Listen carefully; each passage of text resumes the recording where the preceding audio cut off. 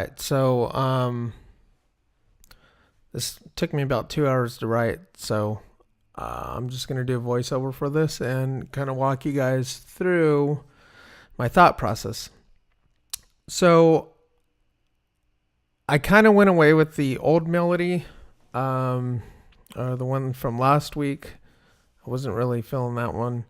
I wanted to keep it brass, and I don't know, I kept listening to that last one and wasn't really fitting the Star Wars epic adventurous type theme that I wanted. So I went ahead and created a new theme. And this video is sped up a lot. I actually spent about 2 hours working on this, I think these few bars here. So what you see me doing right now is I'm walking through the trumpets, and I like to start with the melody, and kind of build the foundation from there.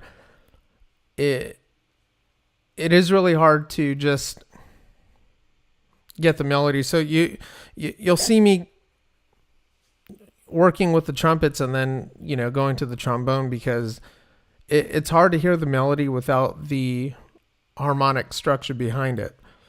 And I didn't want too much going on here with background instruments and whatnot. This is always a hard part for me to, or challenging, not really hard, but it's very challenging to come up with a melody, and then, it can be a good melody, and then you have a hard time trying to lay over instruments the way that you can hear it in your head, not your hair. So usually I start with the main instrument that I want to be playing the melody. So in this case, it was trumpets. And then with my trombones, I want it to lay that foundation to give it, you can see I'm putting eighth notes here. And again, I had mentioned in my last video about copy and paste, and how I probably do that about 5-10% of my piece, but even then I still try to write everything out individually, and I don't use a keyboard to write out notes. What I do is I write the notes out on my keyboard on my laptop, not on my piano, and that kind of challenges me to know exactly what notes I'm hitting. So there can be you can get inharmonic differences in playing piano. Like, let's say I play a B flat, or in this case, you can see on my bass trombone, I had it was an E flat, and that can easily translate if I hit on the keyboard as a D sharp. So, and the correct spelling for that is an E flat, based on the key that I'm in. So, and also another thing is, I'm not really, I don't write to where I'm trying to stay in the same key. I love modulation, and a lot of what John Williams does is modulate to different keys, and that's what makes John Williams, and he does it flawlessly. So right here you see I'm working on the French horns, and I had the trombones playing eighth notes, and I wasn't really happy with just that sound. I thought that French horns might make a good addition to what the trombones are doing. And I don't know if you saw, but I had tried to copy and paste what the trombones are doing, and just copy it. I was trying to be lazy and just copy and put it on the French horns, and it just didn't work. So I deleted what I'd copied and pasted and just wrote out note for note. It makes you think a little more of what you're writing and how it's going to accompany the melody. So, here you see I haven't even touched any of the woodwinds or stringed instruments, just mainly focusing on that main sound that I heard in my head, which was mainly brass. And I'm a lot more happier with this melody.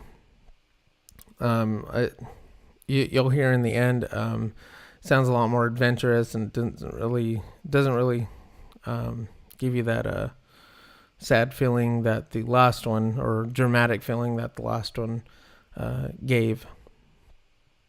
So there was a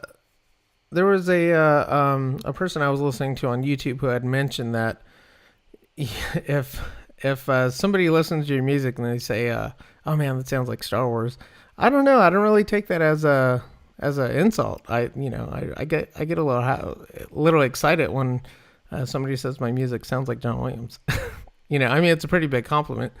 Not a big Hans Zimmer fan, but somebody told me I sound like Hans Zimmer, then I'd start feeling a little sad. And that's not to say that Hans Zimmer's bad. Hans Zimmer's good at what Hans Zimmer does. And he's just good at what he does. I'll leave it at that. All right. So here you can see that, I'm starting to put some notes into my bass, my double basses. And here's a classic John Williams, technique.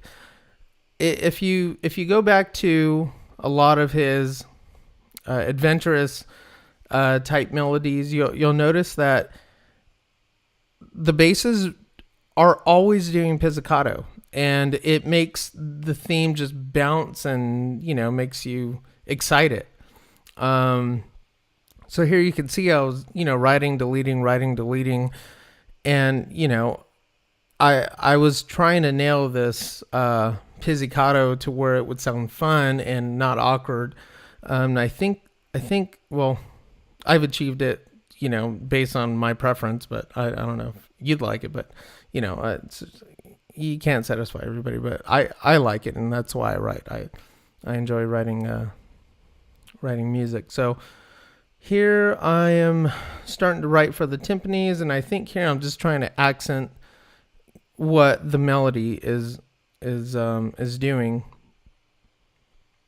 And then this is just the process of music. I already got my horns done, and as you continue playing the piece, you'll see me I'm stopping, I'm playing, I'm stopping, I'm playing, and I'm listening. And every time I'm listening, I don't know if this happens to you, but what I try to do is I'll try to pinpoint an instrument. So like let's say, okay, I'm playing this time. It's not that I'm playing and I'm listening to the entire piece as a whole, but I'm listening as an individual instrument. So, after I'm done writing the strings or, the brass, whatever, I'll focus on, okay, well, what can my cymbals be doing here? And I'll play it and I'll listen. And as, try to think as a cymbal player, what would sound good here, or what would sound good in the piece specifically just for the cymbals. So I can listen to this piece 200 times, but I'm not listening to it as just, as a whole. I'm listening to it separate as what could each individual instrument be doing. So here there's a little run with the trumpets, and I wanted the woodwinds to mimic what was, that little piece that the trumpets were playing, and I put them in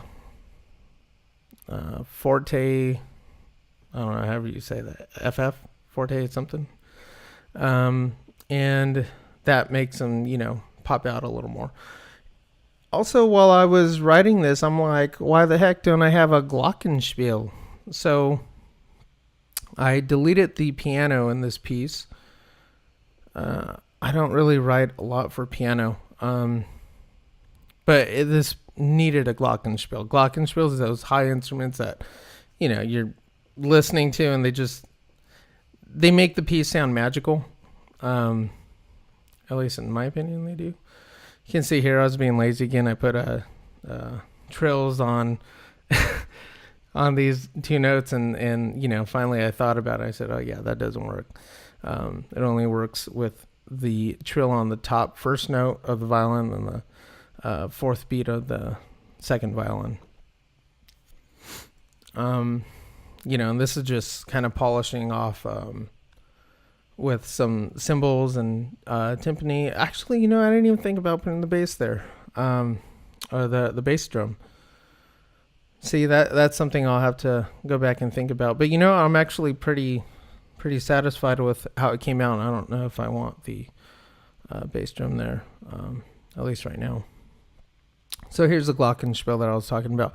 The Glockenspiel, you can really go overboard, and you know, you can see again, I didn't just copy and paste a melody. I thought out, you know, what exactly do I want this thing to do. So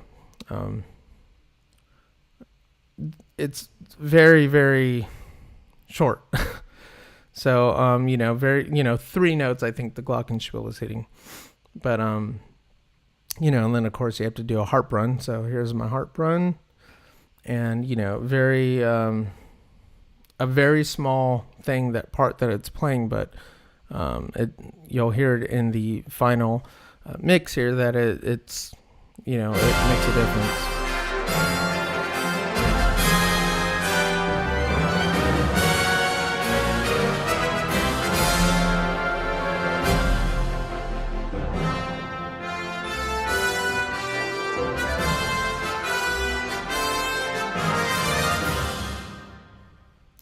I was kind of talking over that, so I'll go ahead and play that one more time.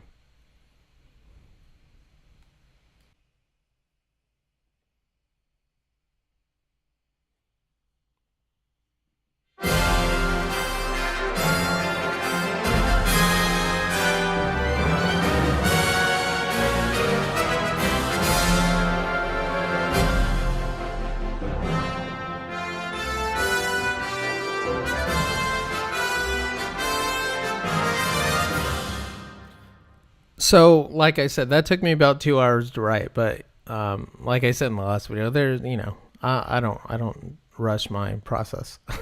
So, anyways, that's gonna be it for this video. I know it seems short, but you know, I sped the thing up by like 120% or something like that. Anyways, if you guys want to see more footage like this, go ahead and subscribe, and you know, I'll be putting out a weekly video. We'll be continuing on this piece, and I'll see you guys next week. Bye.